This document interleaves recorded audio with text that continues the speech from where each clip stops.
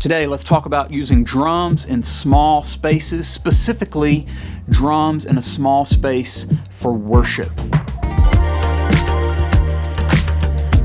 I see it all the time. Many of you have probably been in those situations as well. You're in a smaller worship environment, maybe even a space that's 100, 200 seater.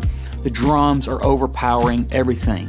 The only way to combat it is to cut the volume of the PA up. It starts to get really loud, really fast, and you start to annoy a whole lot of people. Now, I know younger people in the youth environment, student environment, young adults even, many of them enjoy the loud environment. But in most cases, when it comes to worship, that's not a great thing. So we've got to start doing some things to control that loud environment quickly. First thing I started doing years ago was ditch the guitar amps. I had them in the room. They're very loud, they're very annoying. Get them out. Started with isolation, and then as the technologies come, many of you know I've talked about the Iridium and the other modelers that you have out there at your disposal. Use them. They save your back. They save a lot of setup time. Get the guitar amps out of the room. I've also scaled back what I do bass amp wise. I typically don't keep a bass amp on the stage. If the bass player really needs to feel it, I will use a very small style bass amplifier right next to them. Get them some in-ear monitors that have multiple drivers in them, some low-end drivers, and then they should be set as well. The last piece to that puzzle is going to be the drums. I've done a lot of drums in smaller spaces when it comes to worship the past 5 years. For whatever reason, most of the venues I've been in have just been really small, tight spaces. A few years ago, I even did Super Summer, Alabama in a small lecture hall that held about 300 people, very low ceilings. It was a really tight room, and they were very concerned about what the drums were going to sound like in the room. I wasn't as worried about it, nor was Billy Wilson, my drummer, because both of us know how to control drums in small spaces through the years with some of these tips that I'm about to share with you now. Tip number one is you've got to put something between those vocal mics and the cymbals and the snare. I don't always have access to a drum shield. I know we, as drummers, we hate the look of the drum shield. You feel isolated. It also looks terrible with the lights in the room.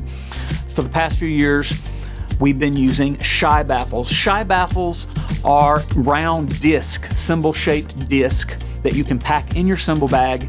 You pull it out of your cymbal bag, you put it on a cymbal stand, and then you use that disc as your drum shield.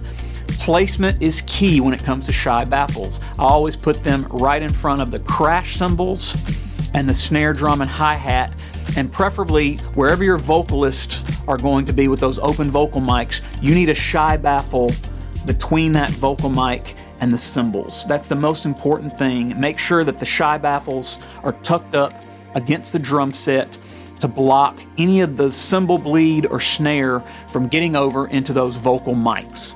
Number two, we like to use larger, darker cymbals.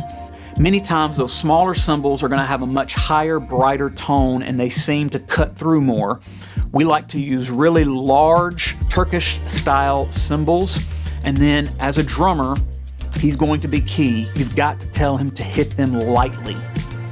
The whole key to this is that your drummer is going to play a more balanced approach to this process. So you've got to dial back that energy some, and then get a feel for just tapping the cymbals to be somewhat balanced when it comes to the room that you're playing in. Tip number three is the snare drum. For me, this is very key. We like to detune the snare drums lower in these smaller venues, in these smaller spaces. Tune the snare drum evenly around the edges the way you normally would. Then I'm going to take those three lugs closest to the player. The center lug you're going to detune all the way, completely loose, and then the two lugs adjacent to that one that's directly in front of the player, you're going to loosen the two lugs on either side of that center lug about 50%. That is going to drop the tone of the snare drum significantly. A much deeper thud, which is not going to cut quite as bad out into your audience. So now we have large cymbals, we have a deeper tuned snare drum, we have shy baffles between the snare and the crash cymbals and that ride cymbal. If you've got any vocal mics, in front of those cymbals, you need that shy baffle in front of them. The last key to the puzzle, play lighter. You can use slightly smaller diameter sticks. Start with that. Have light touches. If the room still warrants it, sometimes I'll ask my drummers to go to broomsticks brushes. Some of the video content that you're seeing right now, you'll see some of the drummers in certain cases, especially on more acoustic sounding gigs, I will tell them to use broomstick brushes. As a leader for those worship sessions, I'm not afraid to tell the drummer straight up what I need them to do and what I want them to do in those situations. I'm listening to this as full picture. I want the entire thing to sound as even like a CD or like someone is playing the song on their radio in their car. I don't want anything sticking out. So I'm very careful to make sure that for my vision to be met, that the drummer is playing the way I need them to play. My background's a drummer. I started as a worship drummer. And any of you watching this video that might have seen me drumming in the early 2000s in the Chris Layton band, you're probably thinking to yourself, Mark drummed really, really hard and really aggressively and really loudly. And I did, because I didn't know any better back then. But now I'm older and I know better. If I'm in a room that can't handle it, then I'm gonna dial back. I want my drums to complement the worship music. I don't want my drumming to distract and take away from the moment. I want people to walk away saying, that band sounded really, really good and worship was really, really good.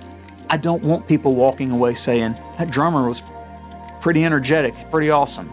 It's not about me, it's not about the drummer, it's not about the band, it's about the overall worship experience.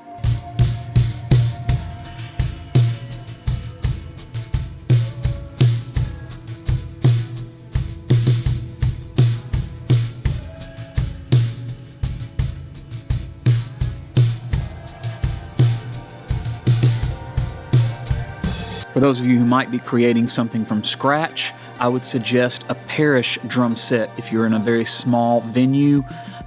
John Owen Parrish is a drummer out of the Dallas, Texas area, played for Shane and Shane, has a whole lot of years of experience touring, and he's created an amazing kit of drums.